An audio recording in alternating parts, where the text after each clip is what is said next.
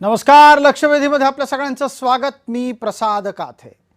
नवी दिल्लीमध्ये भरपूर काही घडतंय आणि हे जे काही घडतं आहे ते अजिबात ठरून घडतंय असं म्हणता येणार नाही. पण त्याच्याच जोडीला जे घडतंय त्याच्यातली सुद्धा एखादी गोष्ट ही जाणीवपूर्वक आहे का हे तपासावं लागेल. शब्दांच्या इतक्या सगळ्या एकमेकांमध्ये गुंतलेल्या विस्तारित अशा स्वरूपात मांडणीचं कारण म्हणजे अचानक शरद पवार नरेंद्र मोदी यांच्या पंतप्रधान कार्यालयामध्ये आज भेटायला गेले. शरद पवार भेटायला गेले तेव्हा त्यांच्या सोबत खासदार सुप्रिया सुळे सुद्धा होत्या आणि या दोघांमध्ये जी चर्चा झाली म्हणजेच शरद पवार आणि नरेंद्र मोदींमध्ये जी चर्चा झाली त्याला खासदार सुप्रिया सुळेंनी स्वतः ऐकलं सुद्धा. मात्र इतकं सगळं घडल्याच्या नंतर अद्याप त्या प्रकरणावर खुलेआम सार्वजनिकरित्या प्रतिक्रिया त्यांच्याकडून आली नाही. बराच काळ हे सगळं प्रकरण मौन स्वरूपातच पुढे सरकत राहिलं आणि असं घडत असताना नक्की पवार का भेटायला गेले याचे अनेक तर्क वितर्क सुरू झाले. पवार एनडीएत येणार अशी चर्चा आहे. पवार एनडीएत येणार ही चर्चा असतानाच दुसऱ्या बाजूला नवी दिल्लीत आंदोलनही सुरू आहे. अभिजित दिपकेचं आंदोलन एकाच दिवशी घडतंय जेव्हा तिथे राहुल गांधी आपल्या पद्धतीनं वेगळी चूल मांडतात. राहुल गांधी जिथे आंदोलन करतात त्याच्याऐवजी शरद पवार जंतर मंतरला जातात आणि हे सगळं घडल्याच्या दुसऱ्या दिवशी शरद पवार थेट नरेंद्र मोदींच्या पंतप्रधानांच्या भेटीला जातात. मोदी विरोधी वातावरण तयार करणाऱ्या काँग्रेससाठी हे आव्हान आहे का? इतकंच नाही तर पवारांनी मोदींची भेट घेण्यासाठी जो दिवस निवडलाय तो अजित पवारांच्या प्रथम पुण्यतिथीचा आहे. हा दिवस योग्य आहे का? आणि भारतीय जनता पार्टी शरद पवारांना आजच्या दिवशी भेटून दिल्लीतून संकेत काय देतेय या आणि अशा अनंत प्रश्नांसह आजच्या चर्चेची आपण सुरुवात करतोय.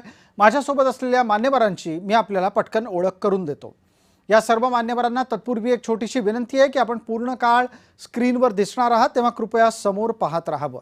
भारतीय जनता पार्टीकडून आपल्यासोबत या चर्चेमध्ये प्रवक्ता सहमुख्य प्रवक्ता या नात्यानं अजितराव चव्हाण आहेत. काँग्रेसच्याकडून आपल्यासोबत प्रवक्ता या नात्यानं संध्या सवालाखेजी आहेत आणि आपल्यासोबत सुनील माने आहेत. सुनील माने हे शरद पवारांच्या गटाचं प्रतिनिधित्व करण्यासाठी या चर्चेत आहेत. मान्यवरांचं या चर्चेत स्वागत. सुनीलजी, आपल्या चेहऱ्यावर थोडासा प्रकाश कमी आहे, थोड्या वेळात आपण तो दुरुस्त करू. आपण बोलायला सुरुवात करावं. माझा पहिला प्रश्न आपल्यालाच आहे. आजचा दिवस निवडण्यामागे काही कारण होतं का?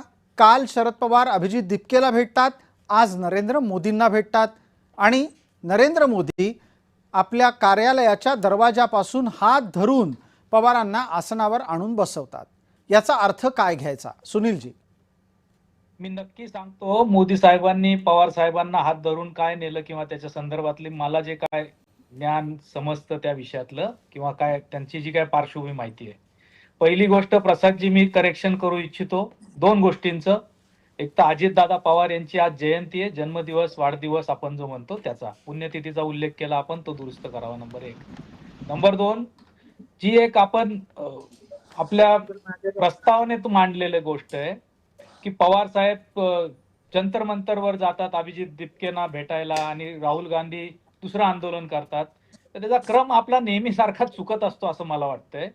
पवार साहेब सकाळी गेले दिपकेंना भेटायला, कारण असं आहे की सभागृहांमध्ये त्याच्या विषयांवर चर्चा होत नाही म्हणून आम्ही फील्डवर आहोत. आता मी आज जंतर मंतरवर जाऊन आपल्या चर्चेसाठी बाहेर येऊन आता बोलतोय.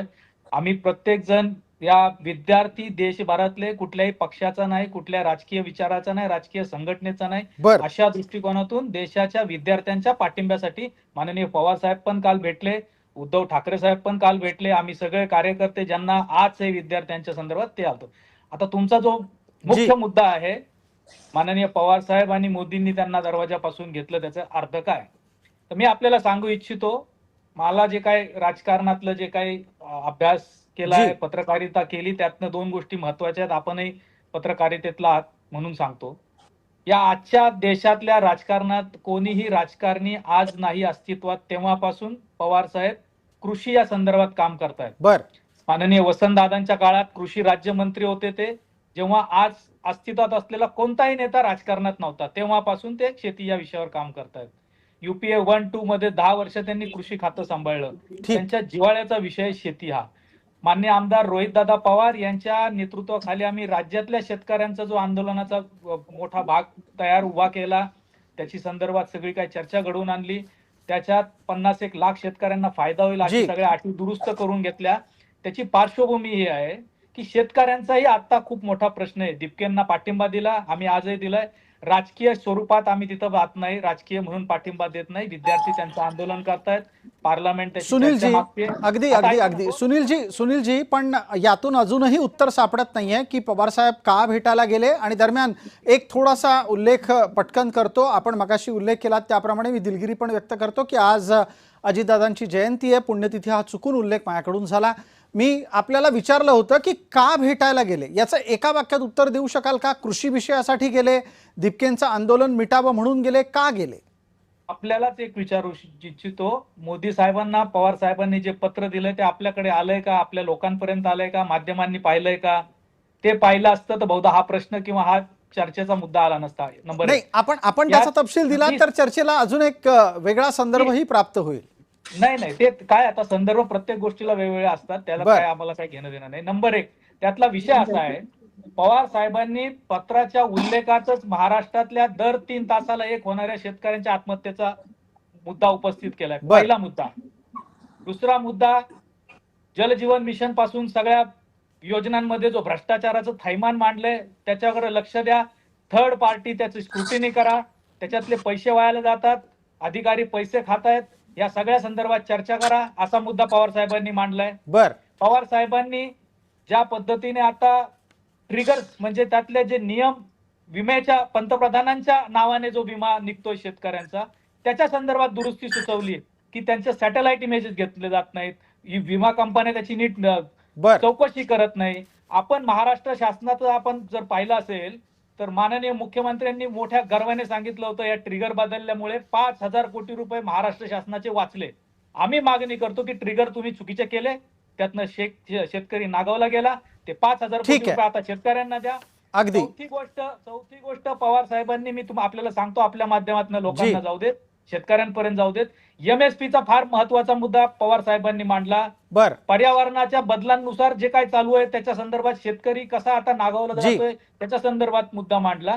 हे मुद्दे विद्यार्थ्यांचे प्रचंड महत्वाचे मुद्दे आहेत. आम्ही बरोबर आहोत. मी आता जंतर मंतर पाशी जाऊन आलोय, जंतर मंतर आतमध्ये जाऊन आलोय, आम्ही पाठिंबा देतोय, काम करतोय. पवार साहेब गेले आणि आपण दुसरी एक दुरुस्ती आपल्यासाठी महत्वाची ही आहे, पवार साहेब जंतर मंतरवर गेले, परवा सुप्रियाताई गेल्या होत्या आणि पवार साहेब जंतर मंतरवर सकाळी गेले, संध्याकाळी दुपारनंतर राहुल गांधींचं माननीय पंतप्रधानांच्या घरासमोर आंदोलन झालं, तिथं सुप्रियाताई होत्या, काँग्रेसचे खासदार होते. आता सुनीलजी, आपण जे सगळे मुद्दे मांडलेत त्याचा अर्थ थोडक्यात काय काढायचा, तर थोडक्यात अजितराव, आपल्याला तो अर्थ पोहोचला असेल. वाढदिवसाच्या दिवशी फडणवीसांची तक्रार करायला मोदींना जाऊन शरद पवार भेटले, कारण महाराष्ट्राच्या तक्रारी पंतप्रधानांकडे जाऊन केलेल्या आहेत आणि महाराष्ट्रात कृषी विषयक अनेक गोष्टी नकारात्मक आहेत हे पवारांनी पत्रात सांगितलेलं आहे. सुनील माने आत्ता तसंच सांगत होते. याच्यावर आपलं उत्तर आधी लागेल आणि त्याच्यानंतर आपण काँग्रेसला पुढचा प्रश्न विचारणार आहोत. वाढदिवसाच्या दिवशी देवेंद्र फडणवीसांची तक्रार मोदींकडे जाऊन करण्याचं निमित्त महाराष्ट्रात घडतं आहे का? अजितराव, की नेमकं पत्रामध्ये काय माननीय पवार साहेबांनी पंतप्रधानांकडे मागण्या केल्या ते काही अधिकृतरित्या समोर आलेलं नाही. मुळात पवार साहेब हे पारंपरिक काँग्रेस विरोधक राहिलेले. आपले गुरु यशवंतराव चव्हाण साहेबांचा नेहरू गांधी घराण्यानं केलेला अपमान आणि त्यांच्या मृत्यूला ही मंडळी कारणीभूत ठरली, ही सल काही पवार साहेबांच्या मनातनं कधीच जात नाही. त्यामुळं जेव्हा जेव्हा संधी मिळेल तेव्हा तेव्हा काँग्रेसला डॅमेज करण्यासंदर्भामधलं राजकारण माननीय शरद पवार साहेबांनी केलंय. हा इतिहास सर्वश्रुत आहे आणि त्याला कोणी नाकारू शकत नाही. राहिला प्रश्न महाराष्ट्रामधला, तर महाराष्ट्रामधल्या अडीअडचणींच्या संदर्भामध्ये माननीय माजी नेते आदरणीय देवेंद्र फडणवीस साहेबांनी सांगितलंय की वारंवार त्यांच्याशी संवाद होतो. शरद पवार हे संवाद साधणारे नेते आहेत. ते कधीच संवादाची दारं बंद करत नाहीत. किती टीका टिप्पणी झाली राजकीय तरी सुद्धा हे आपल्यालाही माहिती आहे. त्यामुळे मला असं वाटतं की माझे नेते माननीय देवेंद्र फडणवीस साहेबांचा आज वाढदिवस आहे. आजच्या वाढदिवसाला त्यांनी शुभेच्छा देखील दिलेल्या आहेत. अशा पद्धतीनं ते तक्रार करायला गेले असतील असं काही मला वाटत नाही.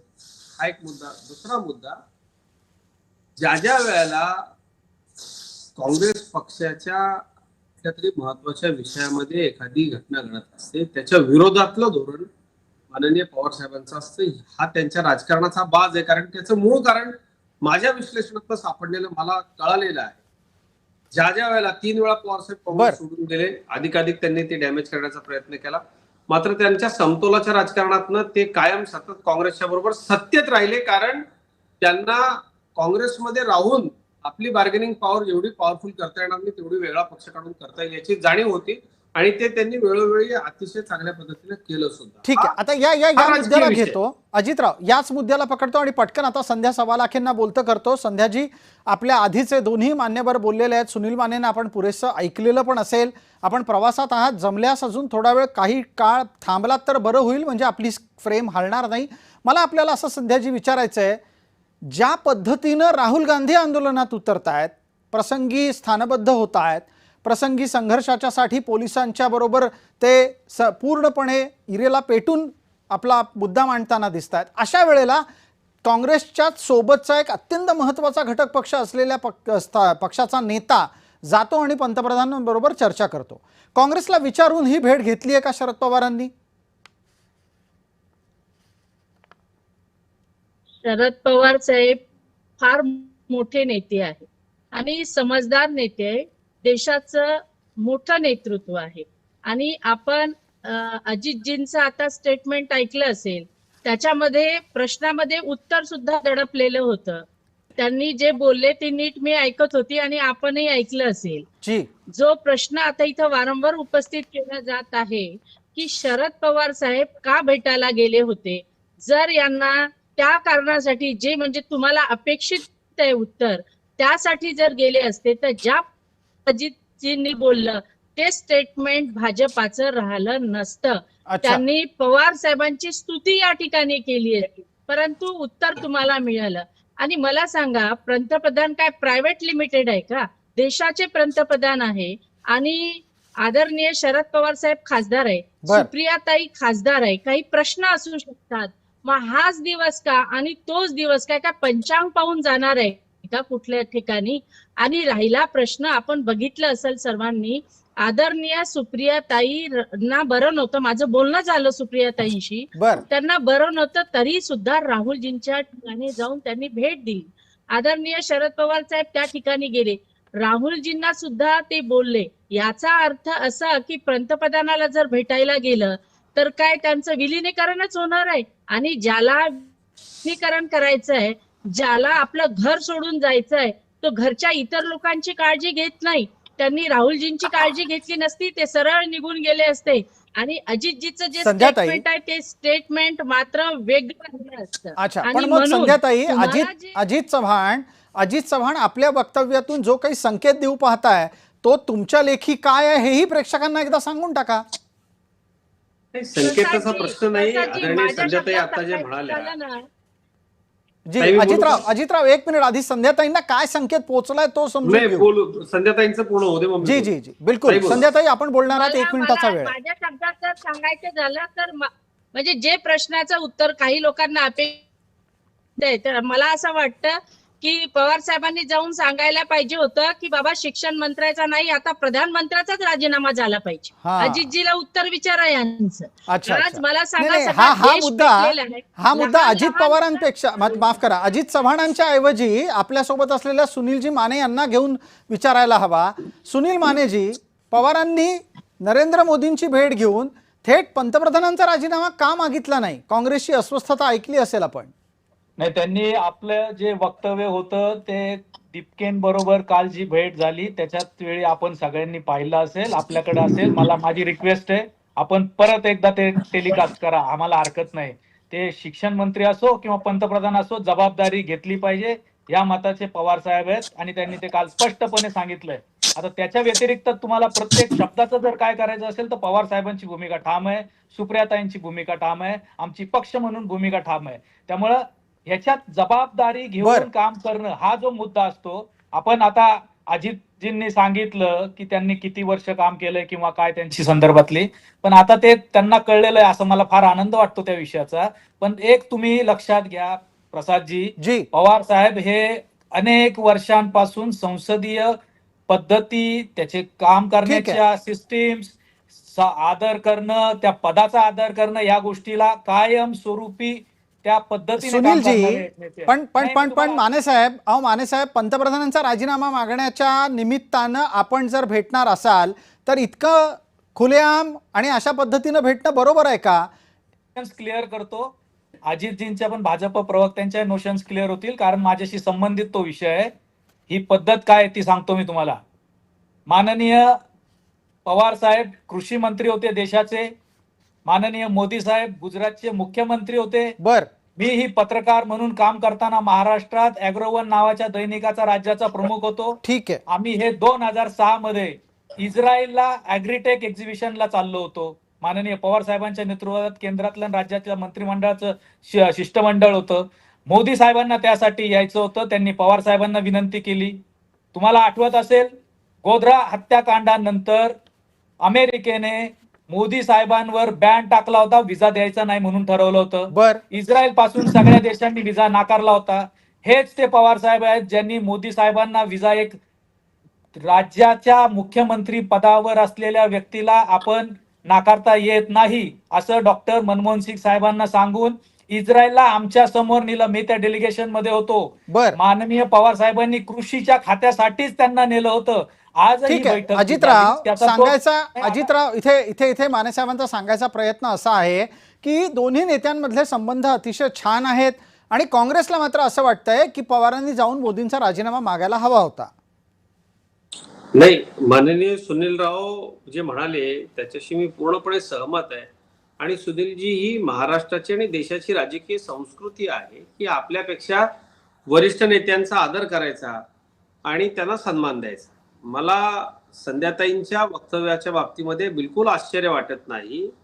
त्याचं कारण असं की आता जे काँग्रेसच्या युवराजांना जमलं नाही ते काही प्रमाणात का होईना, ते म्हणजे काय, तर या देशाच्या एकतेला, या देशाच्या अखंडतेला धोका पोहोचवणाऱ्या लोकांना एकत्र आणून कुठंतरी राजकीय अस्वस्थता निर्माण करण्याचा हा जो काही प्रयत्न झालाय तो हायजॅक करण्याचा संपूर्ण कालचा दिवस काँग्रेसचा होता. आणि मला असं वाटतं की ज्या पद्धतीनं आज शरद पवारजी पंतप्रधानांना भेटले, बर, त्यातनं सुद्धा काँग्रेस वेगवेगळे अर्थ जर काढत असेल त्यांनी ते निश्चितपणे काढावे. जी. मला फक्त अजितराव, इतकंच आपला सांगायचंय. आवाज येता येता मध्ये मध्ये अडखळतोय, म्हणून मी आपल्याला थांबतो आणि परत प्रश्न विचारतो. तुम्ही त्याचं उत्तरही द्यावं पटकन. म्हणजे थोडक्यात ज्या पद्धतीनं देशावर एखादं संकट येताना दिसलं त्याच लगेच आणि त्या उत्तरादाखल पवार पुढे होऊन संकटाला सामोरं जाण्याचं बळ द्यायला पुढे जातात, असं आपल्याला सुचवायचंय? निश्चितपणे तसंही असू शकेल. आपल्या जुन्या मित्राला, आपल्या सहकार्याला भेटायला ते गेले आणि त्यांच्यामध्ये चर्चा काय झाली आहे प्रसाद सर, ती अधिकृतपणे समोर आलेली आहे. जी. वेगवेगळ्या विषयावरती अधिकृत अनधिकृतपणे त्याच्या संदर्भामध्ये दावे प्रतिदावे केले जातील, परंतु मी आपल्याला अतिशय स्पष्टपणे सांगतो, शरद पवारांचं मत, त्यांचं मन, त्यांचा विचार हा पूर्णपणे काँग्रेसला प्रतिकूल असा आहे, ठीक आहे. काँग्रेसच्या अनुकूल नाही. ते मुळातच काँग्रेसच्या नेहरू गांधी घराण्याच्या दडपशाहीच्या विरोधामध्ये असणारे नेते. बर, संध्याताई, यावरचं उत्तर आपल्याकडून घेतो. प्रश्न वेगळा आहे. देशावरचं संकट थोडक्यात काय, अभिजित दिपकेचं आंदोलन, अशा अर्थाने मांडणी आता थोड्या वेळापूर्वी अजितरावांनी केली आणि त्या आंदोलनाला सामोरं जाण्याच्यासाठी, देशावरचं संकट परतवून लावण्याच्यासाठी मोदींच्या मदतीसाठी पवार धावले, अशी एक रचना आता भाजप करू पाहतोय.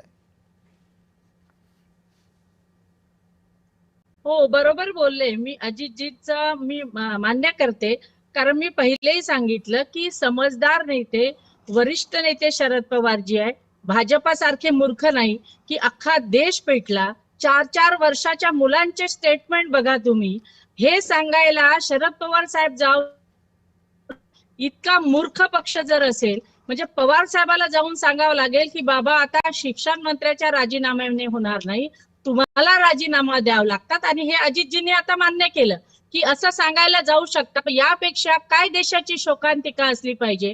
मी पहिलेपासून सांगते आणि आताही सांगते की ते वरिष्ठ आणि समजदार नेते आहे.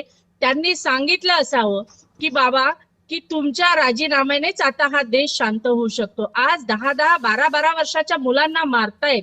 कुठं कुठं चालली आहे समजदारी? आणि हे भाजप पक्षाला दिसत नाही. पण डोळे मला एक बंद सांगा करून जी संध्याताई, छोटा मुद्दा घेतो, त्याच्यानंतर पुढे चर्चेला जातो. 11 आणि 12 वर्षाची मुलं या आंदोलनात आणली कशासाठी? नीट देणारी मुलं 11-12 वर्षाची नसतात. याचा अर्थ या आंदोलनाच्या मागून जे काही षडयंत्र आहे त्याचंही कदाचित गुपित उलगडण्यासाठी पवार मोदींना भेटायला गेलेले असू शकतात. 12 वर्षाची मुलं नसतात, पण आज मुलांना कळतं उद्या जाऊन ते 18 वर्षाचे होणार, उद्या जाऊन ते 20 वर्षाचे होणार. आज मुलांना समज हा फार कमी वयामध्ये आलेला आहे. कोणाला सांगायची गरज नाही. कोणी जबरदस्तीने आपले मुलं उतरवणार नाही मैदानामध्ये. कोणाला आपला जीव प्यारा नाहीये. बरं. परंतु जेव्हा हे देशामध्ये घडत आहे, पवार साहेबांना का जावं लागलं मोदी साहेबांकडे सांगायला? त्यांना स्वतःला कळत नाही का शिक्षण मंत्र्याचा एवढ्या लोकांचे बलिदान द्यायचे आहे का? एक शिक्षण मंत्र्याचा राजीनामा घेऊ शकत पण नाही. आपल्याला काय चाललंय या संध्याताई, देशामध्ये? आणि पण संध्याताई, असं वाटत नाही आपल्याला की अशी जवळीक वाढत राहिली तर भविष्यात इंडिया आघाडीला आव्हान मिळेल आणि इंडिया आघाडीतला एक घटक पक्ष सत्तेच्या जवळ गेलेला असेल, असं आपल्याला वाटत नाही? अजिबात नाही हो. त्याला जी. त्याची टिकली त्याला लावायचं काम करतात. असं कदापि होत नाही. मी पहिल्यांदाही सांगितलं की आदरणीय सुप्रियाताई राहुलजींच्या भेटीला आल्या. त्यांची तब्येत खराब होती. माझं बोलणं झालं सुप्रियाताईंशी, तरी सुद्धा त्या राहुलजींच्या काळजीपोटी त्या ठिकाणी गेल्या. जर त्यांना बघा, ज्यांनी शेकडो लोकांना मंत्री बनवलं त्यांना काय मंत्रिपदाची आस राहील हो? आणि हे कायम लिहित राहतात की सुप्रियाताईंना कृषी मंत्री हे मंत्री. यांची आता तो शब्द मी वापरू नये. हे काय त्यांना मंत्रिपद देतील? ठीक आहे, आपल्या भावना घराण्याने पोहोचल्या. हजारो अजितराव उत्तर देऊ पाहतायत. अजितरावांच्या नंतर आपण सुनीलजींपर्यंत पोहोचणार आहोत. अजितराव, शरद पवार कान टोचायला गेले. शरद पवारांना काहीही अपेक्षा नाही आता सत्तेची. सुप्रिया सुळेंना तुम्ही काय मंत्री बनवणार, इथपर्यंतची चर्चा काँग्रेसने आणली आहे. उत्तर द्या. मला एक गोष्ट कळत नाही. सन्माननीय सुनील माने या ठिकाणी त्यांच्या पक्षाची बाजू मांडणारे इथे उपस्थित आहे. आमच्या भगिनी संध्याताईंनी का पवार साहेबांची राष्ट्रवादी काँग्रेसची भूमिका मांडावी? त्यांचे प्रवक्ते सांगतील ना ते. आता मला संध्याताईंना एक प्रश्न विचारायचा आहे. ताई, काय आहे की ही या देशामधली आमचीच मुलं आहेत. ही मुलं अशा पद्धतीनं आंदोलनासाठी वापरून घेऊन, मला सांगा, महिला पत्रकारांचा विनयभंग झाला, त्यांच्याबरोबर अतिशय अश्लाघ्य पद्धतीचं वर्तन करण्यात आलं, बॅगेमध्ये दगड भरून विद्यार्थी नसलेले लोक या आंदोलनामध्ये सहभागी झाले. हा जो दिपके आहे, या दिपकेला एखाद्या युवराजा, सामान्य संभाजीनगर, छत्रपती संभाजीनगर मधल्या सामान्य घरातल्या मुलाकडे कुठून एवढे पैसे आले, कशा पद्धतीने आंदोलनाचं नियोजन झालं, काय झालंय सध्या? आपण एक पण लक्षात घ्या. अजितराव, आजच्या मोदी आणि शरद पवार भेटीवर येऊयात. अजितराव, नरेंद्र मोदी शरद पवार भेटीवर येऊयात. मोदींचे कान टोचण्याच्यासाठी गेले असतील शरद पवार, असा एक निष्कर्ष काँग्रेस काढते आहे. पटतोय का तो? अजिबात नाही. मला असं वाटतं की दोन्ही, म्हणजे शरद पवारजी आणि सुप्रिया, या दोघांकडेही संसदीय पद आहे. ते खासदार आहेत. आपल्या पंतप्रधानांना ते भेटायला गेले. काहीतरी विषय त्यांचे असतील निश्चितपणे. पण मी आपल्याला पुन्हा पुन्हा प्रसादजी एक गोष्ट सांगतो की इतिहासाची आपण आठवण करा. आणि यशवंतराव चव्हाण साहेबांचा झालेला अपमान शरद पवार साहेब कधीच विसरलेले नाहीत. त्यामुळे ते काँग्रेसला योग्य वेळी त्याची सव्यास परतफेड करत असतात. माझं फक्त म्हणणं आता इथे इतकंच आहे की काँग्रेसच्या मंडळींनी ज्या पद्धतीनं विद्यार्थ्यांचा या आंदोलनाकरता वापर करून घेतला, ही आमची मुलं आहे, आम्ही बसू, चर्चा करू, सगळा विषय होईल. या आंदोलनामध्ये प्रसादजी जी देशविघातक प्रवृत्ती सहभागी झालेली आहे ती आमच्या विद्यार्थ्यांना कळाली नाही. आणि पण अजितराव, एक थोड्या वेळापूर्वी सुनील माने स्पष्टपणे असं सांगून गेले की ते आंदोलनाचं समर्थन करतायत आणि त्यांना काही असं वाटत नाही. सुनील माने, आता आपण परत एकदा मागे जाऊन मागच्या चर्चेतले संदर्भ घेता कामा नयेत. चर्चा पुढे न्यायची आहे. पुढचा प्रश्न आपल्यासाठी तयार आहे आणि चर्चेला वेळेची मर्यादा असल्यानं ते समारोपाकडे पोहोचलेली आहे. शरद पवार इतक्या मोठ्या प्रमाणामध्ये दिल्लीत मोदी विरोधी वातावरण तयार केलं काँग्रेसकडून जात असताना भेटायला जाणं, यामुळे त्यांच्याविषयीचे संशय बळावतात का? नाही, पहिलं तर मी तुम्हाला आता दोन गोष्टी ज्या चर्चेत झाल्या, मी माननीय पवार साहेबांच्या पक्षाच्या वतीने इकडे बाजू मांडतोय. ज्या भेटी संदर्भात मी तुम्हाला डॉक्युमेंटची चर्चा करतोय, मुद्द्यांची. नंबर 1, तुम्ही तो विषय ठेवलाय. माझ्याशी 1 to 1 मी आज जंतर मंतरला दिल्लीत आहे. याच्यावर चर्चा करावी. आक्षेपार्ह विधानं तुम्ही दोघंही, मला असं वाटतंय प्रसादजी, तुम्ही अँकर आहात, तुम्ही आक्षेपार्ह, देशविघातक वगैरे, मी स्वतः तिथं फिरतोय, तथाकथित मेन स्ट्रीम मीडिया असलेल्या गोदी मीडियाचा एकही माणूस मला तिथं दिसला उमर नाही. ते खालिदचं अतिशय समर्थन करणारे लोक सुनीलराव चुकीच्या- आपल्याला चालतील का? नाही तुम्ही काश्मीर चुकताय. भारताचा अजितराव हिस्सा नाही काय म्हणणारे चुकताय लोक तुम्हाला आपल्याला सांगतो. चालतील का? तुम्हाला सांगतो, अरुंधती रॉय उपोषण नावाची चालू आहे, तुम्हा लोकांना कळत नक्षल्यांची नाही एक का? प्रकारची इंटेलिजन्सला कड कळत नाही सातत्याने का? घेणारी देशविरोधी विद्यार्थ्यांचे काय पत्रकार्य हाल झाले कळत या नाही ठिकाणी का? आलेली तुम्हाला नीटचे चालेल पेपर का? फुटले कळत नाही का? ज्या RDX पद्धतीनं पेपर या कळत नाही. आंदोलनाच्या विद्यार्थ्यांचे ठिकाणी पेपर फुटतात ते कळत अनेक नाही. असे याला एलिमेंट्स काय होते. म्हणायचं? सोनम ज्या वांगचूक, विद्यार्थ्यांच्या बळावर काय पार्श्वभूमी आहे सोनम सुरू झाली, वांगचूकची? एबीव्हीपी चीनचं म्हणून स्वागत सांगतोय, करा ABVP म्हणणारा हा ने प्रश्न माणूस. हातात घेतला. या का सामान्य देशाचे नागरिकाला तिथं यावं लागतं? प्रश्न या का देशामध्ये लहान न मुलांना तिथं सोडवता यावं लागतं? लहान आंतरराष्ट्रीय मुलं बघतात, पातळीवरती आजही लहान मुलं येऊन आहेत तिथे, त्याचं ह्याच्यासाठी राजकारण करून समर्थनासाठी येतात पाकिस्तानात जाऊन तिथं. पाकिस्तानचं कौतुक करून भारताला विरोध करणारे लोक आहेत. अरे कोणी पाकिस्तानचं कौतुक सत्ता- केलं? तुम्ही मुंबईत सत्ता आणि एसी मध्ये बदलण्याकरता बसून तुम्हाला सुनीलजी, कळणार आहे का? येऊन बघा ना सुनीलजी, इकडे. आपले राजकीय काही मतभेद असू पाकिस्तानचं कोणी शकतात. कौतुक केलं नाही. आपले ज्यांनी कौतुक केलं असेल त्यांना सोनम उचलून ठोका. वांगचूकनी कोण करतंय पाकिस्तानात पाकिस्तानचं कौतुक? चीन, सुनीलजी, तुम्हाला अजितराव, तुम्हाला काय अजितराव करायचं? अजितराव त्याला थोडंच काय थांबा. बोलायचं? सुनीलजींकडून एका बोलायचं? प्रश्नाचं उत्तर अद्यापही आलेलं नाहीये.